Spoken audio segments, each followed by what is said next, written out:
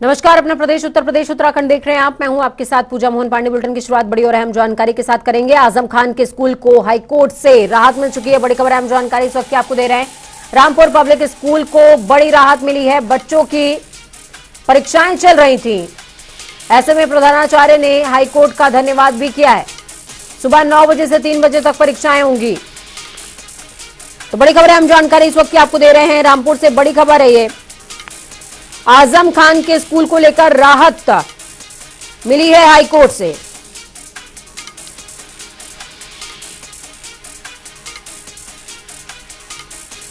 बच्चों की परीक्षाएं चल रही थीं, ऐसे में रामपुर पब्लिक स्कूल को राहत मिली है।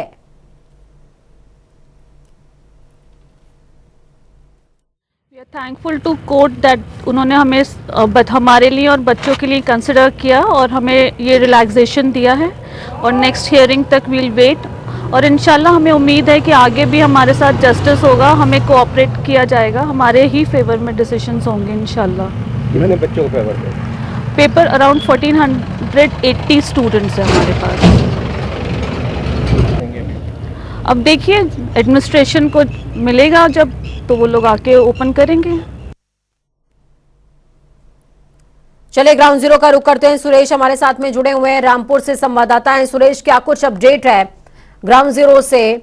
आजम खान के स्कूल को बड़ी राहत मिली है, जो प्रिंसिपल है स्कूल की वो भी धन्यवाद कर रही है हाईकोर्ट का। बिल्कुल, मैं पूजा जी बता दूं आपको, जिस तरीके से आजम खान के आरपीएस स्कूल पर पाबंदी लगाई गई थी, क्योंकि लगातार यहाँ पर बच्चों के जो है एग्जाम चल रहे थे, उसको देखते हुए यहाँ पर 15 दिन पहले नोटिस दिया गया था और नोटिस के समय से पहले ही यहाँ पर पाबंदी लगा दी गई थी। जो बच्चे यहाँ पर परीक्षाएं देने आ रहे थे, उनके लिए काफी परेशानी का सबब बन गया था। उसी को देखते हुए यहाँ पर जो प्रिंसिपल है यहाँ की आरपीएस स्कूल की, उन्होंने हाईकोर्ट का दरवाजा खटखटाया था और ये कहा था कि बच्चों के जो एग्जाम है उसके बाद ही कुछ ऐसा कार्रवाई करना चाहिए थी, लेकिन वो पहले ही कार्रवाई कर दी गई, समय से पहले की गई।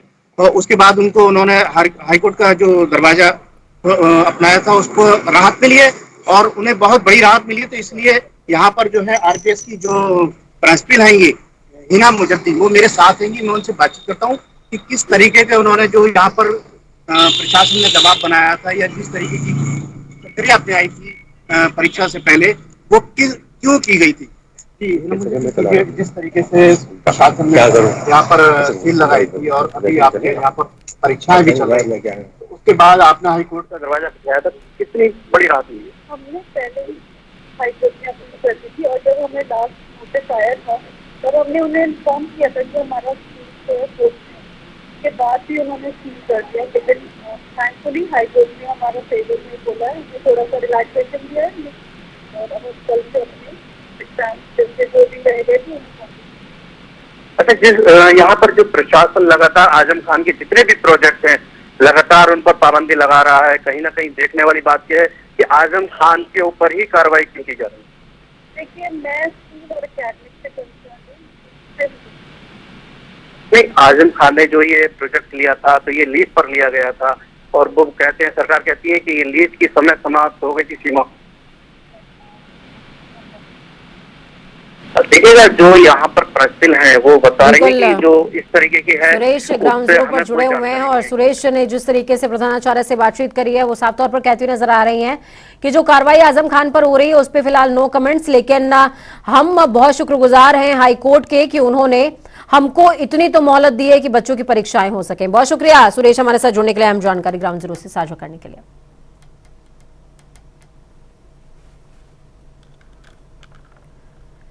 काशी धर्मनगरी होने के साथ साथ उत्तर प्रदेश में पूर्वांचल की सियासत का केंद्र भी है। यही वजह है कि डबल इंजन की सरकार का फोकस काशी पर ज्यादा रहता है। इसी क्रम में पीएम मोदी का 24 मार्च को काशी का दौरा प्रस्तावित है, क्योंकि नवरात्र में जनता को बड़ी सौगात मिलने वाली है। लगभग 25 परियोजनाओं का लोकार्पण होगा, शिलान्यास होने वाला है।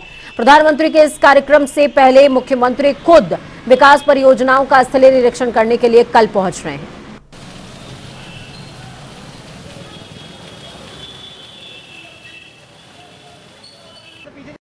प्रधानमंत्री जी का जो वाराणसी में प्रस्तावित कार्यक्रम है उसमें लगभग 25 योजनाओं के 1450 करोड़ की परियोजनाओं का सौगात वाराणसी को मिलने जा रही है। इसमें करीब 200 करोड़ के प्रोजेक्ट्स हैं जो लगभग 20 अपने संख्या में हैं, उनका तो लोकार्पण किया जाएगा। इसी के साथ 5-6 बड़े प्रोजेक्ट हैं जिनका शिलान्यास किया जाएगा, जो भविष्य में 1-2 साल में बनके तैयार होंगे।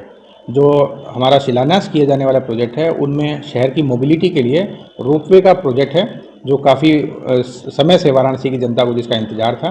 वो रोपवे का प्रोजेक्ट बनना 24 मार्च के बाद प्रारंभ हो जाएगा। इसका जो शिलान्यास होना है वो माननीय प्रधानमंत्री जी के द्वारा किया जाएगा। रोपवे का पूरा प्रोजेक्ट की कंस्ट्रक्शन कॉस्ट लगभग 555 करोड़ रुपए है। इसी के साथ यूटिलिटी शिफ्टिंग की और लैंड की और अन्य कॉस्ट जोड़ ली जाए तो पूरा प्रोजेक्ट लगभग 650 करोड़ का प्रोजेक्ट होता है। दिया है प्रधानमंत्री के हाथों लगभग 25 परियोजनाओं का लोकार्पण होना है। लगभग 1450 करोड़ की ये परियोजनाएं पूरी हैं और उसके साथ साथ कई का लोकार्पण होना है, जिसको लेकर प्रशासन पूरी तरह से तैयार हो गया है। और कल इसी क्रम में मुख्यमंत्री उत्तर प्रदेश के मुख्यमंत्री योगी आदित्यनाथ का दौरा है, जिसको लेकर प्रधानमंत्री के दौरे को लेकर समीक्षा बैठक और दौरा करेंगे। प्रधानमंत्री इस बार फिर काशीवासियों को अच्छी खासी सौगात देने जा रहे हैं, क्योंकि प्रधानमंत्री के संसदीय क्षेत्र में लगातार जब भी प्रधानमंत्री ने दौरा किया है, लगातार उन्होंने काशीवासियों को सौगात के रूप में कुछ न कुछ दिया है। इसी क्रम में प्रधानमंत्री 24 तारीख को काशीवासियों को सबसे बड़ी परियोजना के तौर पर रोपवे की सौगात देने जा रहे हैं, जो पर्यटन के लिहाज से एक और मास्टर स्ट्रोक माना जा रहा है, जिसको लेकर वाराणसी प्रशासन ने पूरा मैप तैयार कर लिया है और प्रधानमंत्री के हाथों अब उसका लोकार्पण बस होना बाकी है। कैमरा पर्सन राकेश के साथ धर्मेंद्र चौबे, जनता टीवी, वाराणसी। मंदिरों में रामचरितमानस के पाठ को लेकर और सरकार के जरिए 1 लाख की राशि दिए जाने को लेकर अखिलेश यादव का बयान सामने आया है। उन्होंने कहा कि सरकार को 1 लाख नहीं, कम से कम 10 करोड़ रुपए देने चाहिए।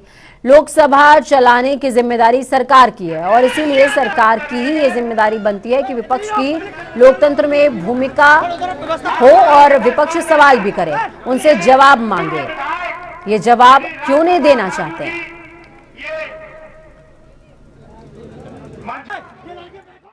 देखिए, लोकसभा चलाने की जिम्मेदारी सरकार की है और इसलिए सरकार की है कि विपक्ष की लोकतंत्र में भूमिका ये कि सवाल करे, उनसे जवाब मांगे। ये जवाब क्यों नहीं देना चाहते हैं? और अगर ये बात कह रहे हैं कि विदेश में कोई बात लोकतंत्र को लेकर के कही गई है, आपके ही उत्तर प्रदेश के विधानसभा में संविधान में जो हमारे प्रेम्बल में लिखा है, समाजवादी देश बने, समाजवादी विचारधारा से देश प्रदेश चले, उसके बारे में उत्तर प्रदेश के मुख्यमंत्री जी ने क्या कहा? उन्होंने वो कहा जो इंग्लैंड की एक प्रधानमंत्री ने कभी अंग्रेजी में भाषण दिया था। सरकार की ओर से नवरात्र पर रामायण और दुर्गा सप्तशती के पाठ के आदेश पर लगातार घमासान चढ़ा हुआ है। अब इस महासंग्राम का मोर्चा खुद सपा महासचिव स्वामी प्रसाद मौर्य ने संभाल लिया है और ट्वीट करते हुए कहा, क्या कुछ कहा है वो आपको टीवी स्क्रीन पर दिखाएंगे। देखिए किस तरीके से स्वामी प्रसाद मौर्य ने एक चौपाई का जिक्र यहां पर किया है। उन्होंने बोला, ढोल गवार शूद्र पशु नारी सकल ताड़ना के अधिकारी। ये उसी सुंदरकांड का हिस्सा है जिसका सरकार ने पाठ कराने का निर्णय लिया है। यानी कि सरकार का यह निर्णय महिलाओं और शूद्र समाज को प्रताड़ित और अपमानित करने वाले 3% लोगों को बढ़ावा देने और 97% हिंदू समाज की भावनाओं को आहत करने वाला है।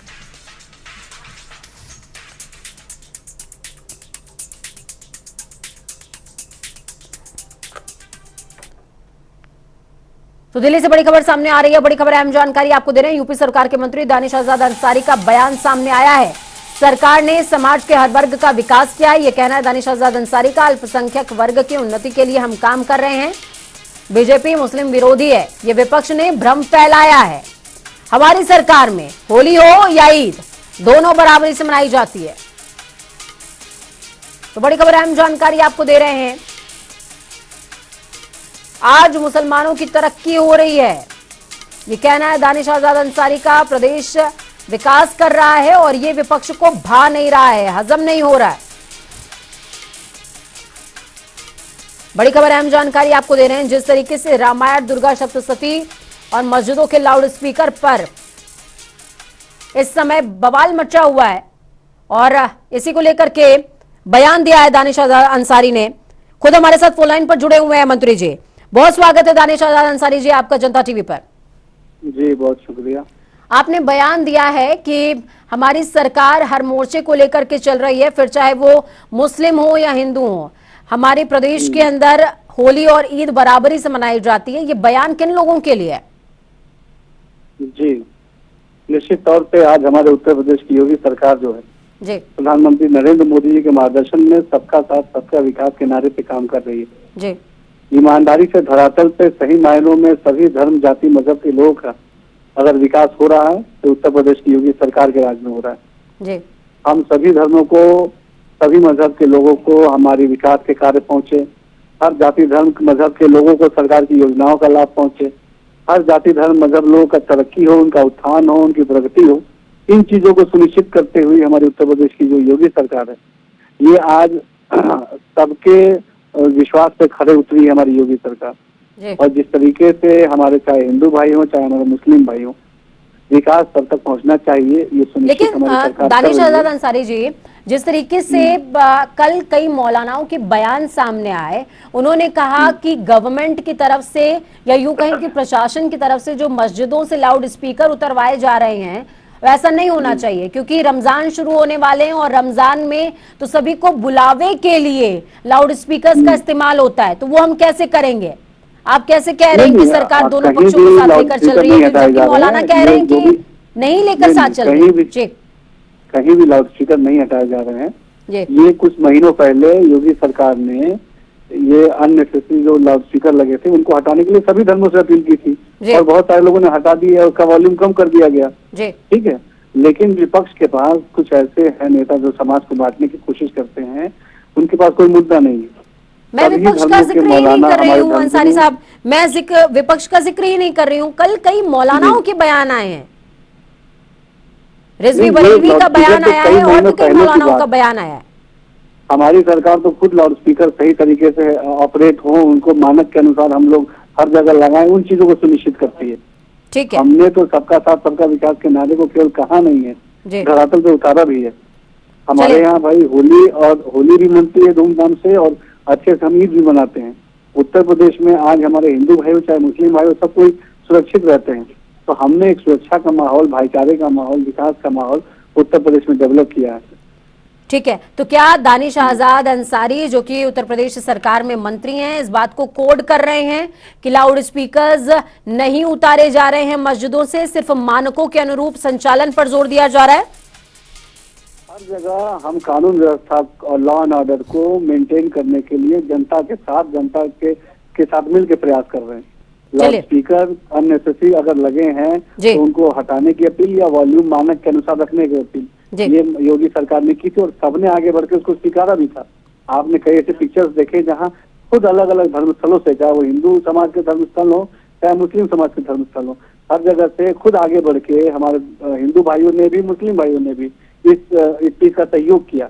हम सबका साथ सबका विश्वास सबका विकास इस नीति पर चलते हैं और सही मायनों में अगर समाज की कोई सच्ची हितैषी है तो हमारे डबल इंजन की योगी सरकार, मोदी सरकार है।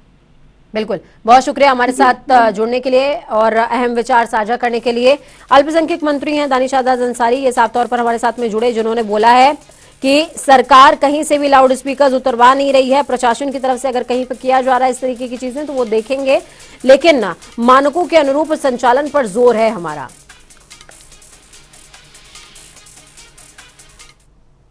तो वहीं दूसरी तरफ उत्तर प्रदेश सरकार की ओर से नवरात्रि में दुर्गा सप्तशती पाठ कराए जाने पर मुस्लिम धर्मगुरु इफ्राहिम हुसैन ने सरकार के इस आयोजन पर सवाल खड़े कर दिए। उन्होंने कहा कि जब नवरात्रि का आयोजन होगा तभी रमजान भी होंगे, इसलिए अगर सरकार एक धर्म के आयोजन पर इस तरीके का कार्यक्रम करा रही है तो मुस्लिम धर्म के रमजान पर भी कार्यक्रम कराए जाने चाहिए।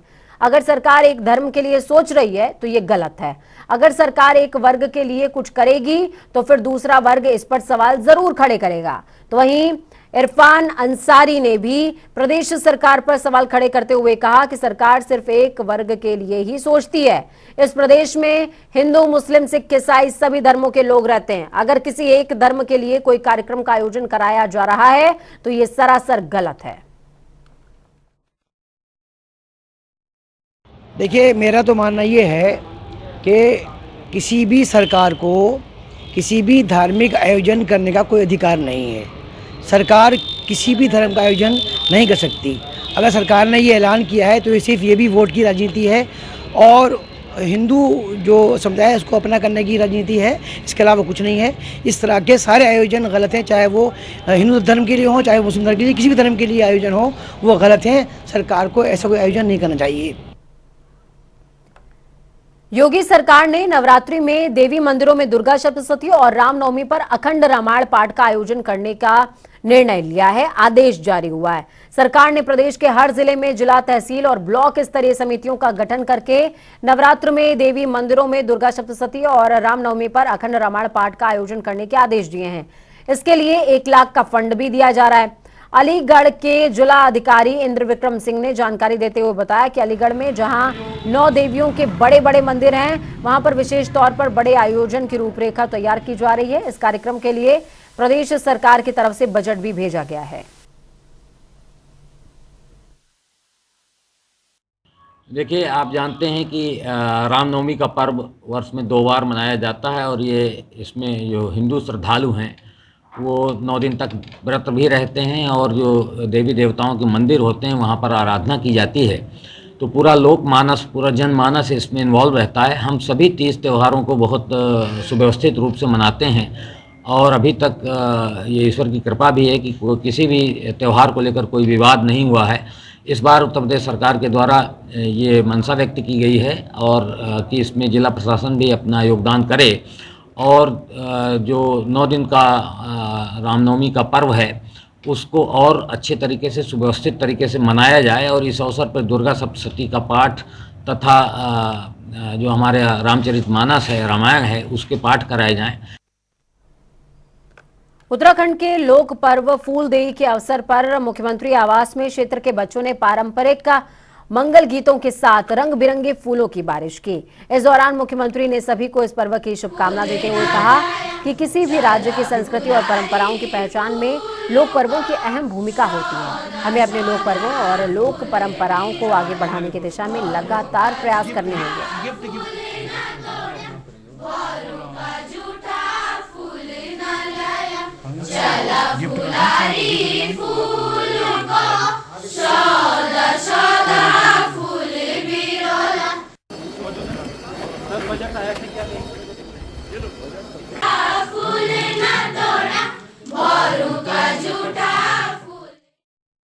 सभी बच्चों को जो हमारे बोर्ड परीक्षाओं में भाग ले रहे हैं उन सभी को मैं बहुत बधाई देता हूं, शुभकामनाएं देता हूं और सभी ने माननीय प्रधानमंत्री जी का परीक्षा पर चर्चा कार्यक्रम में भाग लिया। निश्चित रूप से उन बच्चों ने उन बातों को निश्चित रूप से अंगीकार किया होगा जो माननीय प्रधानमंत्री जी ने सभी का उसमें मार्गदर्शन किया था और सारे बच्चे सफल हों और अच्छी तरह से एग्जाम दें, खूब सारे अंक प्राप्त करें। मेरी शुभकामनाएं। आज उत्तराखंड विधानसभा बजट सत्र का चौथा दिन रहा। आपको बता दें कि विधानसभा सदन में विधानसभा अध्यक्ष का सख्त रुख नजर आया। ऐसे में कई जगहों पर विधायक भी असहज हो रहे हैं। हालांकि विधानसभा अध्यक्ष ऋतु खंडूरी ने साफ कहा कि वो एक अनुशासित महिला हैं। ऐसे में किसी भी तरह से मर्यादा का उल्लंघन उन्हें बर्दाश्त नहीं होगा।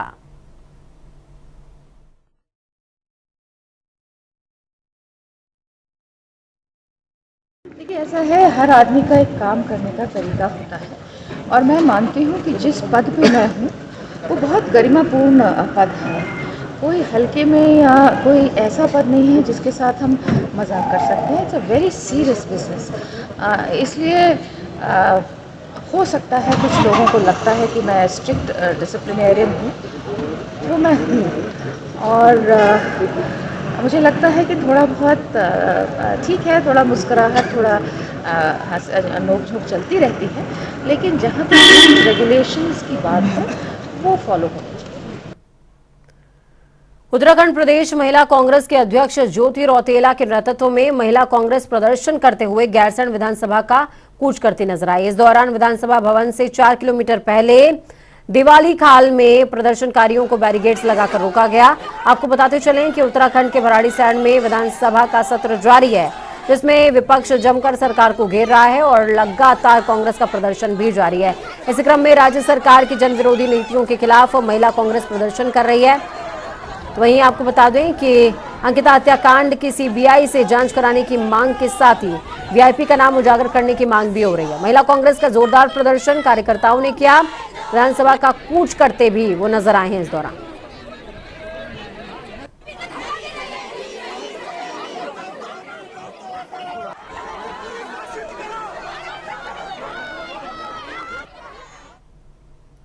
उत्तराखंड विधानसभा के बजट सत्र में विधायक उमेश कुमार ने हरिद्वार जिला पंचायत पर गंभीर सवाल खड़े किए हैं। उन्होंने कहा कि जिला पंचायत अध्यक्ष के गांव के ही 45 ठेकेदारों को जिले का काम दिया जा रहा है। उनके अनुसार बेहद घटिया गुणवत्ता का काम किया जा रहा है। ऐसे में सरकार इस मामले में जांच कराए।